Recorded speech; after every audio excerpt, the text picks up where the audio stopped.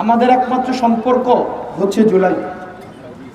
হাদি ভাই থেকে শুরু করে কারিনা কাইসার পর্যন্ত, আবরার ফাহাদ থেকে শহীদ আবু আলিফ পর্যন্ত এরা আমাদের আত্মার আত্মীয়, যারা বাংলাদেশের সীমান্ত, বাংলাদেশের এই সার্বভৌমত্বকে, যেই বহিঃশক্তি সবসময় ঝুঁকিতে ফেলে এবং তাদের বিরুদ্ধে যারা লড়াই করে তারা আমাদের আত্মার আত্মীয়।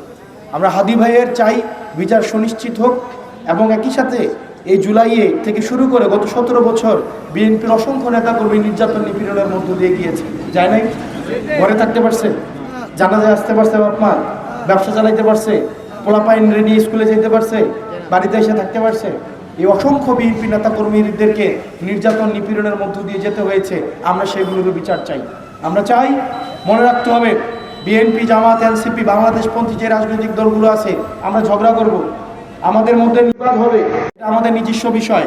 এখানে জনগণ যাদেরকে তাড়িয়ে দিয়েছে তারা আর বাংলাদেশে আসতে পারবে না।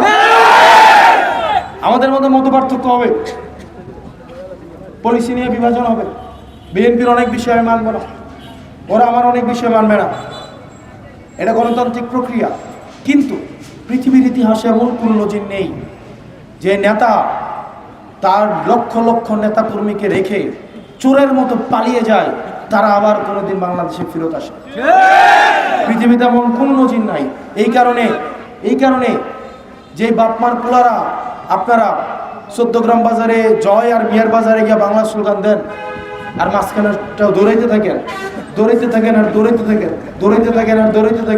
এই দৌড়ানোর মধ্যেই আপনারা সারা জীবন থাকবেন। আপনারা এক জায়গায় দাঁড়ায় জয় আর বাংলা স্লোগান দিতে পারবেন না। এটা আপনাদের লানত, এটা আপনাদের দুর্গতি, এটা আপনাদের জিল্লতি। দুনিয়াতে আপনারা যত জুলুম করেছেন, এই জুলুমের শাস্তি এখন আপনাদের উপরে পতিত হচ্ছে, এবং এটা হতে থাকবে, এবং এটা চলতে থাকবে। এটা আমাদের আনন্দ। বিএনপির বাইরে এটাতে আনন্দ পান না? এটা আনন্দ পান না? এটা তাদের আনন্দের মধ্যে থাকেন। আমাদের মধ্যে মতপার্থক্য হবে, কিন্তু এখানে মনে রাখতে হবে, আওয়ামী লীগ কোনো বাংলাদেশপন্থী দল না, এটা ভারতের একটা এক্সটেনশন।